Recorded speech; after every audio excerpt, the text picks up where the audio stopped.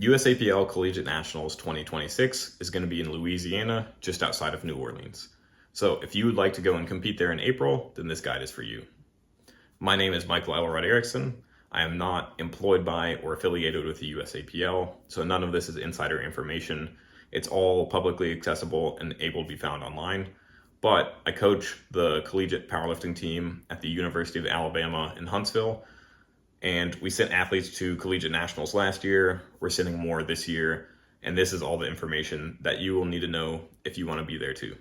So the very first thing is you should make sure that you're eligible in order to compete, which means you need to be under the age of 26 at the start of the competition, which again is going to be April 9th, 2026. And you also need to be enrolled as a college student, so either a 2 or 4 year university, and you need to be enrolled as a full-time student as whatever your school defines that as. You can't be on academic probation, and the one exception to needing to be full-time is if you're a graduating senior and you're completing all of your degree requirements in order to graduate that spring, but you're still only part-time, then they'll make an exception for that. If you're interested in any other exceptions or need to contact them and ask if you're eligible, you can visit USAPowerlifting/collegiate. This website is also going to contain all the deadlines.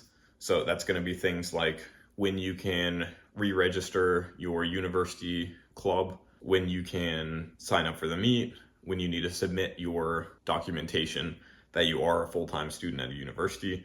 All of those sorts of things are laid out very clearly here. So make sure that you check those deadlines, add them to your calendar, and keep up with all of them. So the last big thing that you're going to need in order to go to collegiate nationals is a qualifying total. These qualifying totals can be set at any USAPL meet as long as it's at least 30 days prior to the start of collegiate nationals, and that's what we're going to be focused on for the rest of this video. The collegiate nationals qualifying totals can be found on the USAPL website under the qualifying totals section. Then you scroll down to collegiate nationals. You'll notice there's going to be two different sections for it. There's athletes on a team scoring roster, and then there's independent athletes. So the team scoring roster means that your university has a registered USAPL club that is affiliated with it, and then they paid the fee to register that club as a team scoring roster at collegiate nationals. The vast majority of people going to collegiate nationals, this will be the case, and these values are significantly lower pretty much across the board than they are for the independent athletes. So for the sake of this video, we're going to be using the values from the team scoring roster, but keep in mind if you are not on a team scoring roster, then you will need to achieve these higher values from the independent athlete section, and you'll need to go check those on your own. However, just because you're the only person from your university doesn't mean that you can't have a team scoring roster. You just need to have that registered club and then pay the fee. And even if you're the only one, you can still be on that team roster and use these values. So switching over to this Excel sheet, I transferred all of those values over so that I could have it automatically calculate a dot score. And a dot score is essentially a value that lets you compare every lifter in terms of how good they are, because it factors in both their body weight and their sex or gender. So it should be comparable across everyone. And you'll notice that these dot scores are not equal for all of the weight classes. So if you were as heavy as you could be within this weight class, hitting the minimum total in order to qualify, then this is the lowest dot score that you could possibly get and still go to collegiate nationals. And you'll notice this one is a 287.3, whereas for the higher weight class, like this one, it's 413.8. That is a significant difference in terms of how good of a lifter you are.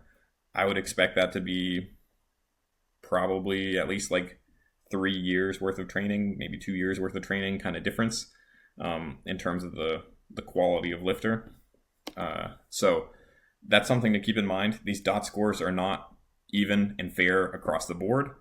And the USAPL even specifically states that they're not generating these qualifying totals based on dot scores. They're choosing them based on the performances of athletes at collegiate nationals the year prior. And therefore, the categories where there's the most people and they're the most competitive, the standards in order to qualify there are going to be much higher. So if you think about it, the majority of your male collegiate powerlifters that are drug-free are probably going to be in the body weight range of 75 kilos to 90 kilos. Or if we switch over to this next tab, it's all the same values, just converted to pounds, because that's what most people in the US are more used to. So again, most of these male collegiate powerlifters are probably going to be in the weight range of 165 to 200 pounds body weight. And therefore, that's why these weight classes are the most competitive in order to go to nationals. And then if you look at either extreme, so super light males like 114 pounds or heavier males like 308 pounds or more, again, those qualifying totals are much lower and it's much less competitive. The same goes for if we compare raw and equipped. You would expect the equipped values to be much higher because the equipment should increase how much you're lifting by a good margin. However, there's not that many people competing in equipped compared to raw. So a lot of the qualifying totals are the same, if not in some cases lower, but a few of them are higher. And then that also goes for male versus female. There are still about 2 males for every 1 female in the sport of powerlifting, and therefore the majority of the male qualifying totals are also higher and more competitive. But again, it all just comes down to what performances have people hit at collegiate nationals in the past years, and essentially which classes have the most people in them and are therefore the most competitive. They don't want a collegiate nationals where there's 4 days worth of 198 pound males. They want, roughly a handful of lifters in each of all of these weight classes in each and all of these divisions for both males and females. So if you want to take a second and look at what the DOT score required for your weight class is, you can see how competitive it is relative to some of the others. Let's move on to looking at the men's raw versus equipped values. These are the categories where the equipped total is higher than it is for the raw. So the very light body weight kind of weight classes. And then the rest of these weight classes are lower for equipped than they are for raw. Which again is a little funny because the equipment should make you stronger, but there's less people competing in equipped, so they've got lower standards. Then if we look at the women's, comparing raw versus equipped, again, these 2 lightest weight classes, the qualifying total is a little higher for equipped, but the rest of them are the same. Moving to this next tab, this is mapping out where the DOT score required in order to go to collegiate nationals is the highest. And again, remember the DOT score should essentially equate to how good of a lifter are you. So the most competitive weight classes in order to qualify for collegiate nationals as a men's raw category is going to be 90 kilos is the highest, but 75 and 82.5 are also up there. These ones just above and below it are slightly less competitive, but still pretty high. The much heavier weight classes, again, one more step down, but still relatively high. And then these 3 lightest weight classes are significantly lower in terms of the standards required in order to qualify. The same holds true for the equipped, although they have slightly different values. It's the same sort of general pattern. And then if we look at the women's is slightly different in that the most competitive is going to be right here in the 65 and 70 kilo weight classes, but it stays relatively competitive even at all of the heavier body weight ones. It doesn't drop off significantly in terms of the DOT score, and if anything, it kind of waves up and down, where you see it goes like 323 to 316 to 320 to 316 to 320, and then depending on how heavy you are in that super heavyweight or above 100 kilo weight class, then your DOT score is going to vary. But the highest you would possibly need in order to qualify in that weight class meaning you're as light as you can be and like just barely within that weight class, would be a 328. So technically that's the highest, but the majority of the people over that weight minimum for that weight class are going to be much heavier and therefore have a lower DOT score than what is written here. This is just the highest that they would need in order to qualify based on being as light as possible.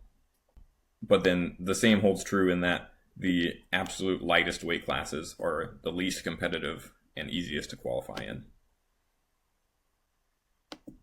So on this next tab, this is taking all of the DOT scores for the men and then averaging them, which gives you an average of 370 is the average of all DOT scores required in order to qualify for collegiate nationals.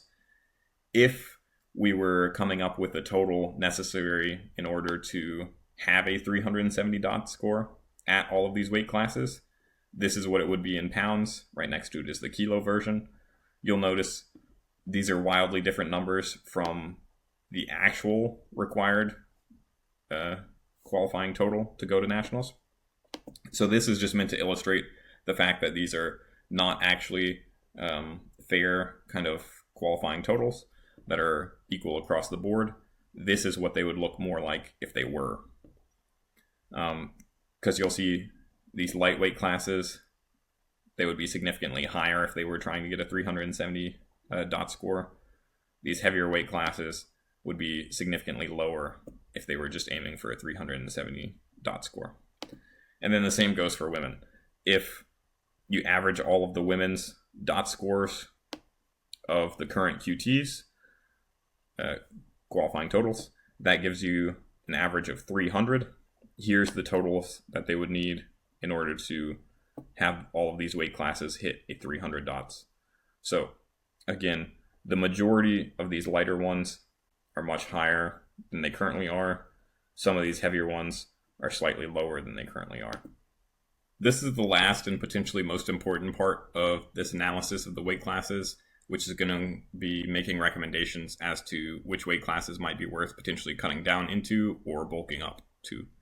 So what we're really focused on here is this column right here is the amount of pounds difference to move up to the next weight class. So to go from 114 to 123 is adding 8.8 pounds of body weight. To go from the qualifying total necessary as 114 to the qualifying total necessary as a 123 is adding 88 pounds to the total. And then this last column here is that difference in totals divided by the difference in body weights. So in this case, 88 pounds divided by 8.8 pounds is 10 pounds added to the total per pound of body weight that you're adding. So these numbers over here, this ratio, is what this is going to be all about in terms of which weight class might be worth going into. So the highest ratio on this whole sheet is going to be right here as a 132. And there's two different ways that you can interpret this. You can look at it in terms of going up or going down. So if you're a 132 pound lifter right now, and you're potentially looking at going up to a 148 pound lifter, just realize that you're going to have to make a really big jump in terms of the total that you're trying to hit. You're going to need to add 276 pounds in order to hit that qualifying total. And per pound of body weight, that's a really big increase. You're having to add 16.7 pounds to your total per pound of body weight that you're gaining. So it potentially makes more sense to stay in the 132 pound class if you can, or the other way to look at it is if you're already a 148 pound lifter and you're right on the fence of being able to qualify, it might be worth trying to cut down into the 132s because the qualifying total is so much lower relative to the amount of body weight that you're losing. So these four weight classes down here are the ones where it may be worth trying to cut down into them. You know, if you were a 165 lifter, it might be worth dropping down to 148 and so on. Whereas these weight classes down here are the ones where it is definitely not worth cutting and it's potentially worth even going up a weight class. And that's because to go from 220 down to a 198 would be dropping 22 pounds of body weight, but your total would only be going down from 1433 to 1411, so also dropping 22 pounds on your total. So that's dropping 1 pound on the required total per pound of body weight, which is an awful trade. So therefore, it's definitely not worth cutting if you're significantly over the 198 pound class. You should just stay where you're at, or potentially even bulk up, because the totals are not raising that much, whereas you can gain a good bit of body weight and presumably get a good bit stronger with that. If we look at the men's equipped, it's the same general pattern. These 4 lightest weight classes are ones that might be worth cutting down into, but the biggest difference is rather than the 198s, now it's the 182s, where it's probably not worth cutting down into these weight classes. So if you're a 182, you could potentially consider cutting down into the 165s, although it's not as worth it as some of the others. But if you're over the 182 class, like say a 198, it's probably not worth cutting down into the 182s, because for that 16.5 pound difference in body weight, it's only 33 pounds different in total, which is not a great ratio. So I would just stay at the 198s or stay at the 220s, etc., rather than trying to drop down one. And if anything, you might even try and bulk up. So a few big pointers to touch on here last. Most people started lifting in order to try and get bigger and stronger, not smaller and weaker. So don't be afraid to either stay where you're at or potentially go up a weight class and just get stronger and hit bigger numbers, as opposed to always trying to shrink down a weight class in order to have a smaller QT. Also remember that if you make a really hard weight cut in order to try and squeeze down into the weight class below yours, you're also going to have to do that for collegiate nationals, because you have to compete in the weight class that you qualified at. And then the last thing is, if you're an equipped lifter, remember that if you cut a lot of weight, your equipment probably won't fit the same as it used to. So your bench shirt or your squat suit might suddenly not fit as well, and that could really throw you off. Now moving on to the women's. So these 2 lightest weight classes here might be worth cutting down into for the same rationale we just covered on the men's. They've got this really high ratio there. Strangely, the next weight class, not as high, but then it comes back up for this next one. So these 3 here highlighted in yellow might be worth cutting down into. And then once you get well over the 143 class, it's probably not worth cutting anymore, because if you dropped down from 154 to 143, it's 11 pounds of body weight and only 33 pounds of total. So 3 pounds on your total per pound of body weight. And that only drops off for some of these other higher weight classes. So probably not worth cutting if you're over 143. And then for women's equipped, the ratio is a little lower on some of these here in the lighter weight classes. And again, that comes back to the fact that we covered earlier. The total is higher for these 2 really light weight classes in the females for the equipped category compared to the raw, but it's still potentially worth cutting down into the 123 class if you're currently at 132. And if you're well over the 143 class, such as a 155, then it's not worth cutting down a weight class. So if you're over 143, then I would just stay where you're at. And one last kind of justification for this is I took those values that we generated earlier, so the equal male 370 dot score totals, I looked at those totals relative to the added body weight and got a number for how much the dot score thinks that each pound of body weight should make a difference in terms of pounds on your total. At those really lightweight classes, it's estimating that each pound that you add of body weight should be adding 6.9 to 5 pounds on your total, whereas the nationals QTs are valuing each pound at 10 pounds to 9.3 here at the bottom, with that peak value being the 16.7 right there. So obviously they are drastically overvaluing the addition of body weight in these weight classes, and therefore it may be worth trying to cut down into them. We see the exact opposite at these heavier weight classes like we covered. The dot score is saying that for each pound that you gain of body weight, you might be able to add 3 to 1.5 pounds on your total. Whereas for the QTs, it's only adding 1 to a third of a pound. So they're drastically undervaluing additional body weight at these heavier weight classes, and therefore it may be worth bulking up into them. If we look at the women's, based on that 300 dots calculation totals that we had earlier, it's valuing each pound of body weight at these lighter weight classes as being worth roughly 3 pounds on your total. The QTs are valuing them significantly higher than that. So they're drastically overvaluing that body weight change, and therefore it may be worth cutting in these various weight classes. And then we see the exact opposite here at the 155 pound class in particular. They drastically undervalue it. They think that each pound of body weight is only worth 1 pound on the total, whereas the dot score would say that it's worth probably 2.5 pounds on your total per pound of body weight. So again, this is just further justifying the same recommendations that we were just making a second ago. Hopefully this sort of analysis of the weight classes and qualifying totals is helpful in making decisions as to whether you should potentially drop down a weight class, stay where you're at, or potentially even go up one. But ultimately, hitting the qualifying total, and then more importantly, having a good performance at nationals, both of these things are really mostly dependent on having good training, getting stronger, and having a great performance on meet day. So if you could use help with those things, feel free to reach out. I offer individual coaching for my business, Premier Power and Performance, and I would love to work with you to achieve these goals. I'd be happy to help you try and hit the qualifying total, and that could also support you at Collegiate Nationals during the meet on a bigger stage. So you can visit liftpremier.com for more information about coaching, or send me a message and I'd be happy to chat.